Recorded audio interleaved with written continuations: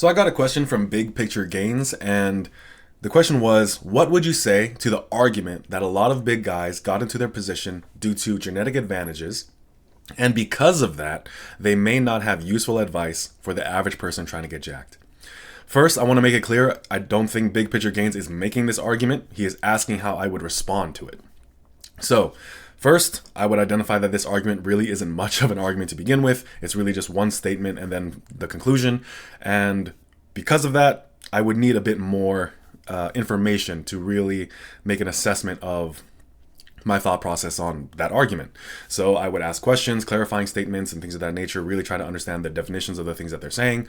And then hopefully, with their partnership, formulate an argument that satisfies their thought process before I start asking questions. So that's kind of the exercise I'm going to be running through with you guys.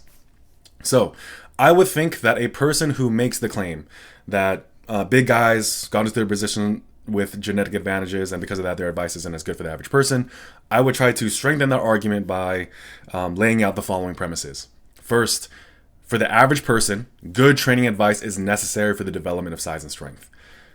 2, it makes sense to listen to advice from people who are big and strong if the goal is for yourself to become big and strong. 3, a lot of the big guys got that way because of genetic advantages, not because of the advice that they attribute their results to. 4, genetic advantages allow for suboptimal methods to produce good results, but it would not work for the average person. And 5, therefore, a lot of the advice from these big guys is not useful for the average person because it would not work for them the same way. I would think that's a pretty good way of strengthening their argument, making it a bit more coherent. So 1 and 2, they kind of combine into, we should listen to the big and strong guys. But then 3 and 4, an observation that this person may be perceiving, they'll appeal to that and say, well, we should listen to guys who are big and strong, but those big and strong guys, their advice doesn't work, and it doesn't work because they have good genetics. So those two things coming together leads to the conclusion that these big guys and their advice is due to genetic advantages, and then it's not going to work for the average person, right? So if that form of argumentation is to the other person's liking, then I can start asking some important questions. So first, with the first premise, for the average person, good training advice is necessary for the development of size and strength. The first thing I would ask is, how do we know what good training advice is? I would think that good training advice is something that has worked for a lot of people, and it has worked for people we don't necessarily consider to have good genetics, right? So there are some people who I have interacted with passingly in the past, such as Jeffrey Verity Schofield and Ball Omni-Man and Steve Shaw, Faz Lifts. And these individuals have started from different positions in their fitness journey. Some started being extremely skinny, some started extremely fat. Well, not extremely fat, they're big guys though, right? Anyway, and if you look at their training methods, regardless of the differences in how they program individually, generally speaking, all of them have gotten stronger in moderate rep ranges on basic exercises with good form. All of them. Some may like certain exercises more than others, but generally speaking, each one of them has gotten stronger, right? So if a person who has good genetics enters the field, two things will either happen. One, they can just get stronger doing BS, but at the end of the day, because they are getting stronger, they are getting bigger. 2, they don't need to work nearly as hard or something of that nature, or they don't have to follow nearly as structured of a plan, but just by sheer effort they're able to go through get better, right? And I'll touch on that a little bit more, but even in that case, that's kind of like the exception that proves the rule. So if everyone has to get big and strong this way, and then you have someone who doesn't do that, that doesn't necessarily mean that now everyone can do what that one person is doing, right? So it's kind of like the exception that proves the rule. So next, the question that I would ask is for that second premise. It makes sense to listen to advice from people who are big and strong if the goal is for yourself to become big and strong. Now, when it comes to this thing, or this premise, I would ask, how do we determine authority in the fitness community? And I think it's very reasonable that in our space of the fitness community, because there's more than just size and strength out there, but if you're watching this channel, that's typically what you're more interested in. If you're interested in size and strength, and the people you listen to are giving information on that, you want to listen to someone who is big and strong. Being big and strong is at least part of a decent amount of evidence that this person knows what they're talking about. So that's one part of it. The second part of it is, if they themselves are not big and strong at the current moment, maybe they were big and strong in the past, or they have a proven track record of being one of the key elements that allowed for another person to become big and strong. So let's say that there's a person out there, and he's a client of someone. The person he's a client of didn't really lift all that much. Like he got, maybe he worked out here and there, but it wasn't like anything great himself. But when it came down to coaching, had he not been a client of this person, he would not have achieved the amount of size that he did, and he was rather elite for it. We would assume that that coach is in fact an authority. He knows what he's doing because he was able to produce elite results in someone else. So I think, so that's like two things, right? Either being big and strong or having like proven record that they're able to make someone else big and strong. And then the last thing with that is wisdom, right? I do think wisdom might be a feature that we should look for in someone who is a authority in the fitness community. So, that's a mix between experience, being able to convey difficult ideas and or not necessarily difficult ideas. I mean, it's lifting weights. But being able to pass on knowledge, things of that nature, right? And for wisdom, I typically think that there's two characteristics that are very, very important to wisdom, and that is knowing what you believe and knowing why you believe it. You can have these two things and not be wise, but if you don't have these things, you are definitely not wise. So when it comes to someone who is genetically gifted and they're now giving advice, there's still that burden of proof for them to justify the claims that they're making, that their way of training or how they understand training is more effective, it's superior, etc., right? And if it's flimsy, right, and it's flimsy based on just critical analysis, it doesn't line up with the overwhelming amount of evidence of how other people got big and strong, or at worst, it's simply, I tried doing this thing and it didn't really work for me, and then I did this thing and it worked for me. That might not be enough evidence for you to actually follow them and do what they do, right? So it worked for me when they are a genetic phenom. Yeah, that definitely would not work for most people. But is that really the characterization of a lot of the information, advice that even comes from those with those genetic advantages? And I am more inclined to say no. Even if a person does have those genetic advantages, they're able to lift more weight than other people are. When it came down to them building a bigger muscle, it was done generally the same way as most other people, getting stronger. They just have a better talent for strength or things of that nature. But at the end of the day, they still have to get stronger to get their results. So that would be the second premise, right? The third premise, a lot of big guys got that way because of genetic advantages, and not because of the advice they attribute their results to. So there's a couple of thoughts here, right? First, my first question though is, how much do genetic advantages actually impact size and strength outcomes in people who follow basic principles? Now, if you and I go for a run, like we'll go at a different pace. Let's say we're trying to run a mile. Depending on our ability, depending on our history, depending on our leverages or limb lengths or things of that nature, our pace might be different. But at the end of the day, we're running a damn mile. So, and then physiological adaptations, yeah, maybe I adapt a little bit faster than you or something of that nature. But does it really matter? Just because someone else is adapting faster than you or getting more of an adaptation than you, do you now have to find a different training method to get the same amount of results? I don't think you do, and I think that's a pretty easy way to just go down the road of being a forever intermediate, trying to always find something to level the playing field of genetics, when in reality, you should probably just stick to what you're doing and compete against yourself, continue to get stronger, and over time, putting your head down and all that kind of stuff, getting results, getting stronger, fighting for that +1, fighting for that extra 1%, even if that 1% of your talent might not scale to theirs. Who gives a fuck? It's your talent that really matters. It's your results that actually matter. If at the end of your, time chasing numbers, you are benching 405 and someone else is benching 600, the amount of muscle mass that you built on the way there compared to them, it's pretty similar, I would say. Like, there's a reason why guys who are who weigh as much as me lift so much heavier. One, they just train better. Two, maybe it's genetics. Three, they've earned it by doing all the things outside the gym as well. So there's a lot of different things that I can reasonably go to as to why my results don't necessarily scale up to that before I even touch genetics, honestly. And even when genetics do become that differentiating factor, at the end of the day, the principle still applies that if I'm not getting stronger over time, so, comparing myself from now to a year ago, I'm probably not getting bigger either.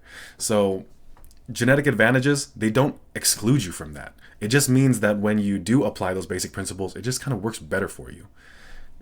So that's the first thing, okay? The next thing I would ask is, are there any agreed upon principles in size and strength? Now, like I've been alluding to, I do think that progressive tension overload in moderate to high rep ranges on basic compounds and isolation exercises with good form over time means you're going to get muscle. So there's that, right? And then eating for your goals, not being injured.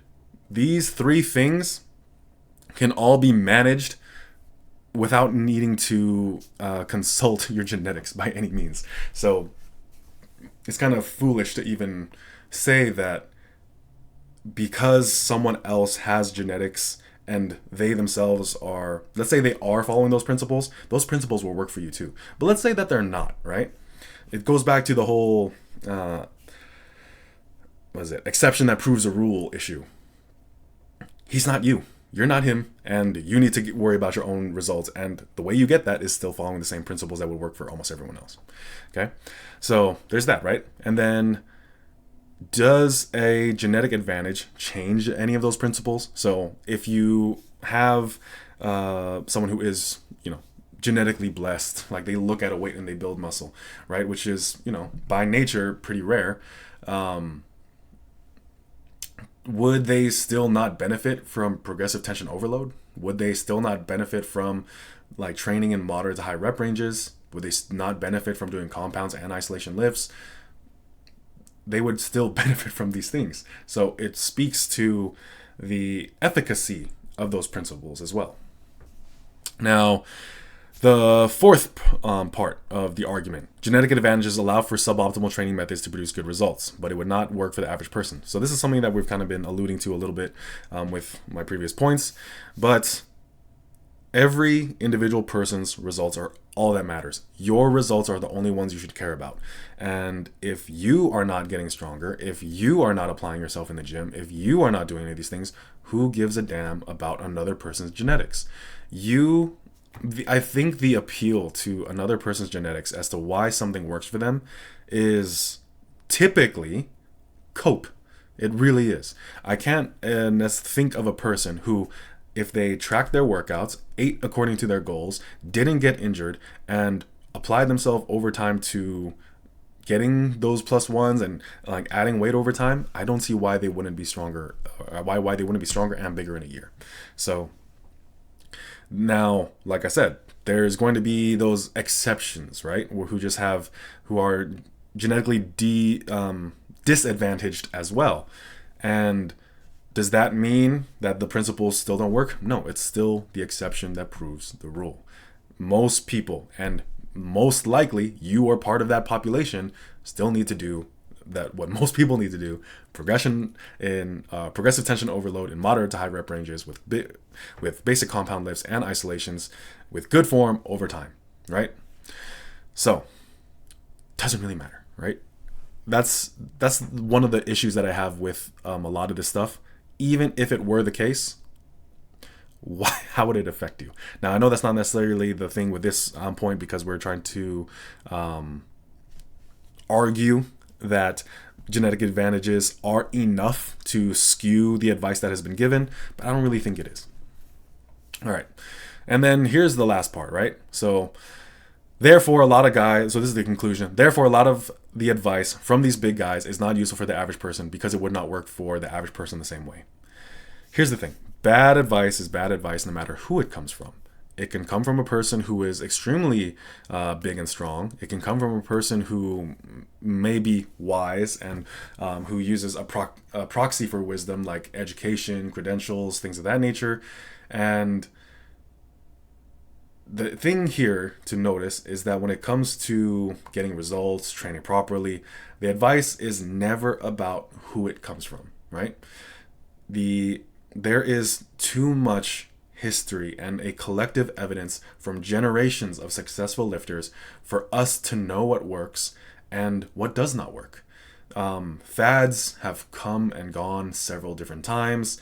So many different diets have came and went, and eventually they all just kind of go back to a little bit of being flexible in most cases, like let's say 80% of the time, and then 20% of the time when you are choosing a more extreme goal, you might make modifications to make your diet a bit more strict, or if you're cutting, or starting to include things you otherwise wouldn't if you are now bulking, right? But 80% of the time, you're probably doing something a bit more flexible. And then when it comes to training, barbells, machines, dumbbells, calisthenics, that doesn't really matter as long as you're getting stronger at the exercises you choose. You can't just do singles. You can't just do isometrics. You have to do it for reps. You have to give your body a reason to grow. And that's typically a result of doing reps. So we find that there's more success there. Like there's, for whatever you might say about bodybuilders who have success training for one set to failure, or bodybuilders doing very high volume workouts, all of them have deliberately trained in such a way that they have to get stronger and lift heavier. Now, eventually, because bodybuilding has been influenced by drugs, the drugs can do their thing and it's easy to just kind of get lost on things. But when you look at the guys who are natural, all of them, well, here's a better way. None of them just did isometrics. None of them just did singles to get as big as possible. No one would think that. And the reason why we wouldn't think that is because we have a long history of people who didn't do that. So, and the ones who tried, where are they at? Even if they were to arise, it would go back to the whole issue of exception that proves the rule. Everyone who has gotten big has gotten strong. Even if you have genetic advantages, you would just get stronger on the way that someone, compared to someone else who also had that goal. That being said, both of you would experience muscle growth because building muscle is a result of getting stronger, right? So here's a modified argument on like this, right? For the average natural person, good training advice is useful for size and strength. I probably should have used the word useful for the previous argument as well, because necessary makes a whole big thing. But anyway, for the average natural person, good training advice is useful for size and strength. It makes sense to listen to people who are big, strong, and wise when seeking advice on how to become big and strong. 3. Advice is good if it produces positive results. According to people who are big, strong, and wise, what produces positive results in almost all natural lifters is progressive tension overload over time. I think that's a pretty well-established thing across so many experts, even the ones who are science-based, the ones who are more bro-science-based, the ones who are just, experienced and not willfully blind and like willfully wanting to bullshit people. They typically all agree, yeah, you gotta lift heavier over time. And then 5, therefore, the average natural lifter should pursue progressive tension overload over time, right? Genetics does not matter. It does not even need to enter into the discussion because it's not something that you can reasonably rely on. It's not something that you can change. It's not something you can do anything about. And it's one of those things where if you truly believe that you are just so genetically disadvantaged that you need your own special kind of training to get results, I think you need to hop on a medicine called Triactin. It's pretty new in clinical trials, but I've heard Triactin works pretty well. The full name of this drug is Triactin Like a Man, and just actually do something and lay your lay your manhood on the line and just work fucking hard for once and stop believing you're some special snowflake. So that was just a really long 19 or a minute way of me saying genetics just makes the good advice work better and bad advice less harmful, right? That's really all genetics kind of does in this context. But for most people, and even the ones who do have good genetics, if they're giving bad advice, it's going to be found out pretty quickly because it's not going to work for you.